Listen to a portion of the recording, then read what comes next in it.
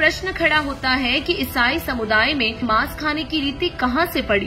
तो चलिए इस रहस्य को जानते हैं कि आखिर ये मांस खाने की रीति कैसे प्रारंभ हुई। श्री ऋषभ देव जी की जीवात्मा ही बाबा आदम हुई, जिन्हें इस्लाम धर्म, ईसाई धर्म और यहूदी धर्म के व्यक्ति अपना पहला पुरुष मानते हैं। बाबा आदम व उनकी पत्नी हव्वा के सहयोग से 2 पुत्र उत्पन्न हुए, जिनमें से एक का नाम काइन तथा दूसरे का नाम हाबिल रखा गया। काइन खेती करता था और हाबिल भेड़ बकरियां चराया करता था। काइन कुछ धूर्त था, परंतु हाबिल ईश्वर पर विश्वास करने वाला था।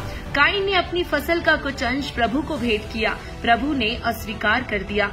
फिर हाबिल ने अपने भेड़ के पहले मेमने को प्रभु को भेंट किया, प्रभु ने स्वीकार किया। अब सोचने की बात ये है कि यदि बाबा आदम में प्रभु बोल रहा होता तो कहता कि बेटा हाबिल, मैं तेरे से प्रसन्न हूँ। आपने जो मेमना भेंट किया है यह आपकी प्रभु के प्रति श्रद्धा का प्रतीक है।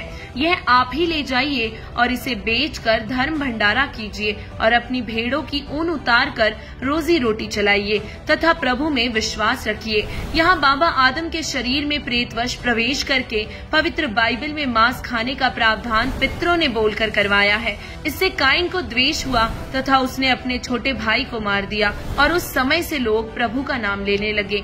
अब यहाँ पर सोचने की बात ये है कि जहाँ से पवित्र ईसाई धर्म की शुरुआत हुई, वहीं से मार काट, लोभ और लालच, द्वेष परिपूर्ण है।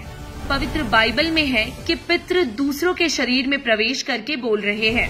उनका आदेश पालन करके मानव महापाप का भागी हो रहा है। और इसी संदर्भ में कबीर परमेश्वर जी ने कहा है, कबीर मांस मांस सब एक है, मुर्गी हिरनी गाय, आँख देख नर खात है, ते नर नरक ही जाए। कबीर यह कुकर को